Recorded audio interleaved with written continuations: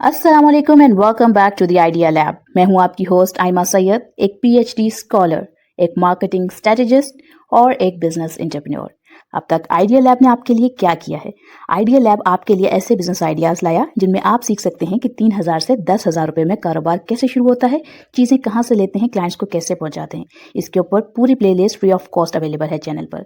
इसके अलावा हम ये देखते हैं कि जो companies internationally million, billion and trillion rupees कमाती हैं, वो किस प्रोडक्ट और सर्विस से कमाती हैं और आप उसे स्मॉल स्केल लेवल पर कैसे शुरू कर सकते हैं। आपकी इन्वेस्टमेंट आपके पैसिव अर्निंग का जरिया कैसे बनती है।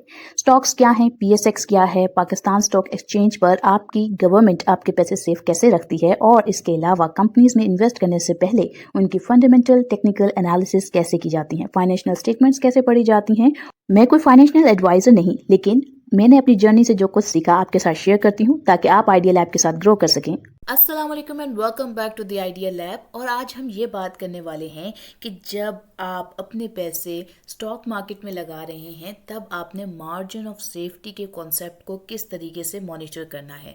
इसके ज़रिए आपकी क्या मदद हो सकती है, यानी आपकी जैसे अगर स्टॉक मार्केट किसी किस्म का अनएक्सपेक्टेड मूव लेगी तो आपके पैसे किस तरीके से सेव रहेंगे उस पॉइंट पर। आज हम इसको देखने वाले हैं। तो सबसे पहले हम ये समझते हैं कि मार्जिन ऑफ सेफ्टी होता क्या है। ये एक इन्वेस्टर के लिए ना एक हिफाजती ढाल के तौर पे काम करता है। इन्वेस्टिंग में सबसे इम्पोर्टेंट कॉन्सेप्ट जो है वो मार्जिन ऑफ सेफ्टी का है। ये वो सेफ्टी कुशन है जो इन्वेस्टर का जो लॉस है उससे बचाता है, और मार्केट के अंदर जो अनएक्सपेक्टेड मूव आती है उसमें आपको जो है ना आपके लॉस को होने से, आपके स्टॉक्स को लॉस में बिक जाने से, या आपके कह लें कि जो एक अनरियलाइज्ड किस्म का लॉस आप देख रहे होते हैं बगैर अपने स्टॉक्स को बेचे, उसमें भी आपको जो है ना एक कह लें कि सेफ्टी प्रोवाइड करता है। इंटेलिजेंट इन्वेस्टमेंट का जो एक बेस प्रिंसिपल है ये उसके ऊपर मबनी एक कॉन्सेप्ट है। अगर हम ये देखें कि मार्जिन ऑफ सेफ्टी की हमने इतनी तारीफ तो करी कि ये है क्या, तो देखिए मार्जिन ऑफ सेफ्टी का मतलब ये है कि किसी स्टॉक को उसकी बिजनेस वैल्यू से काफ़ी कम प्राइस पर ख़रीदना। हम मार्केट प्राइस पर नहीं, बिजनेस की रियल वर्थ पर फोकस करते हैं। जब हम डिस्काउंट पर बाय करते हैं तो हम अपने लिए एक सेफ्टी गैप क्रिएट कर लेते हैं जो फ्यूचर के अंदर जो रिस्क है उससे हमें बचा लेता है। अब अगर हम यहाँ ये देखें कि इस कॉन्सेप्ट को किसने क्रिएट किया था, तो इस कॉन्सेप्ट को क्रिएट करने से पहले हमें ये पता होना चाहिए कि वैल्यू और प्राइस का गैप क्या है। अगर मिसाल के तौर पर एक कॉन्सेप्ट लेके चलते हैं कि अगर फेयर वैल्यू जो आपने एक कंपनी के एनालिसिस करके निकाली वो 100 रुपये थी, और मार्केट की प्राइस इस वक्त अगर 70 रुपये चल रही है, तो यहाँ मार्जिन ऑफ सेफ्टी कितना हुआ, 30% हुआ। यहाँ बिजनेस की रियल वैल्यू 100 है लेकिन मार्केट जो है वो 70 रुपये दे रही है। ये जो 30 रुपये का गैप है ये इन्वेस्टर की प्रोटेक्शन है। अगर मार्केट थोड़ी और गिर भी जाए तो इन्वेस्टर अभी भी सेफ रहता है। इस कॉन्सेप्ट के जो फाउंडर हैं वो कौन हैं, तो इसमें हमारे जो बेंजामिन ग्राहम जो हैं, जो कि वॉरेन बफे के टीचर रहे, वो इस कॉन्सेप्ट के टीचर हैं।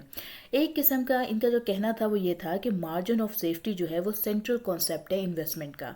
इनका कहना था कि मार्जिन ऑफ सेफ्टी अगर ना हो तो इन्वेस्टमेंट जो है वो गैम्बलिंग बन जाती है। अब ये देखते हैं कि ये इतनी ज़रूरी है क्यों।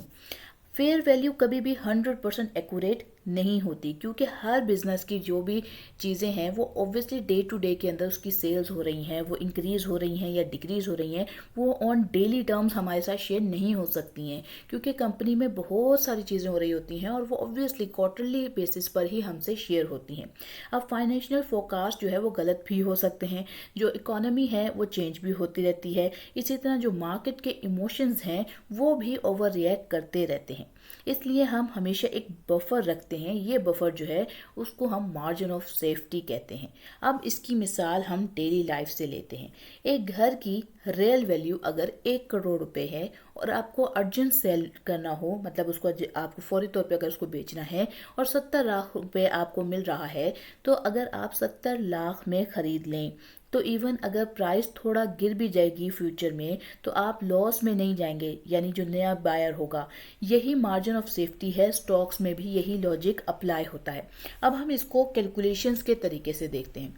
सबसे पहले क्या है कि आप मार्जिन ऑफ सेफ्टी के लिए जो है फेयर वैल्यू पहले देखते हैं, फिर उसके बाद उसको मार्केट प्राइस के साथ कंपेयर करते हैं। अब इसके लिए जो फार्मूला इस्तेमाल होता है वो है परसेंटेज के अंदर, यानी आप फेयर वैल्यू को मार्केट प्राइस से माइनस करते हैं और डिवाइड कर देते हैं फेयर वैल्यू पे और मल्टीप्लाई कर देते हैं 100 से।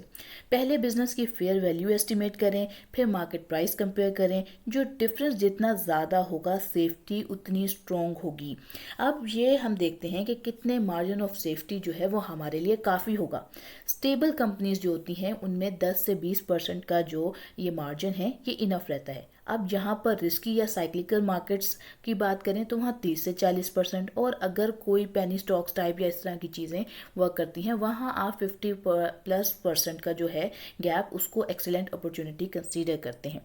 PSX में जैसी जो वॉलेटाइल मार्केट है इसमें कम से कम 30% मार्केट जो है उसके आप जब भी कोई स्टॉक्स बाय कर रहे हैं उसमें आपको 20 से 30%, या अगर आप कुछ कह लें पेनी स्टॉक्स में वर्क करें तो फिर उससे ज़रा ज़्यादा कि आपको मार्जिन को मेंटेन करना चाहिए। अगर हम ये देखें कि मार्जिन ऑफ सेफ्टी जो है वो किस को प्रोटेक्ट करता है, तो देखें गलत हम ये समझते हैं कि जो प्रोटेक्शन है ये किसके लिए है। ये है गलत अर्निंग एस्टिमेशन के अगेंस्ट, ये है पॉलिटिकल इंस्टेबिलिटी, रुपी डिवैल्यूएशन, इंटरेस्ट रेट के शॉक्स अगर आ जाएं, या टेम्परेरीली किसी बिजनेस के अंदर कुछ प्रॉब्लम्स आ जाएं। अगर कोई भी अनएक्सपेक्टेड प्रॉब्लम आ भी जाएगी तो ये जो सेफ्टी कुशन है ये इन्वेस्टर्स को जो हैवी लॉस है उससे बचा लेता है। अब यहाँ पर हम cheap stock versus margin of safety के कॉन्सेप्ट को कंपेयर करते हैं। देखें अगर हमारे पास कोई चीप स्टॉक यानी कि जो हमें कम प्राइस पे मिला, और मार्जिन ऑफ सेफ्टी क्या है कि यानी कम प्राइस प्लस बिजनेस स्ट्रांग हो, तो इसका मतलब क्या हुआ कि हर सस्ता स्टॉक अपॉर्चुनिटी नहीं है। अगर बिजनेस वीक हो तो वो वैल्यू ट्रैप होता है। Strong business plus discounted price ही आपकी रियल अपॉर्चुनिटी है। अब अगर हम वॉरेन बफे का स्टाइल देखें यहाँ पर, तो वो इंट्रिंसिक वैल्यू को कैलकुलेट करें, पेशेंटली वेट करना, या जब डिस्काउंट मिले तब बाय करना, लॉन्ग टर्म होल्ड करना। तो उनका ये जो 3 मोस्ट इंपॉर्टेंट वर्ड्स थे ना कि मार्जिन ऑफ सेफ्टी, ये उनकी सक्सेस का एक कोर सीक्रेट भी रहा है।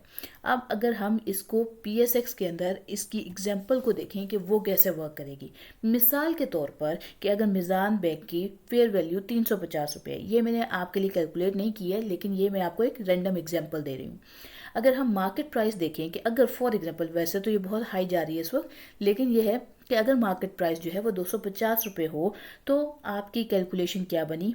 मार्केट आपका जो 350 में से आप 250 को माइनस करेंगे और डिवाइड कर देंगे 350 से, तो जो 28.5% आया, ये यहाँ पर आपका ये जो स्टॉक है वो डिस्काउंट पर अवेलेबल कहलाएगा और बिजनेस जो है वो स्ट्रॉन्ग कहलाएगा। इसमें ये जो एंट्री है ये सही एंट्री जोन बन जाएगा।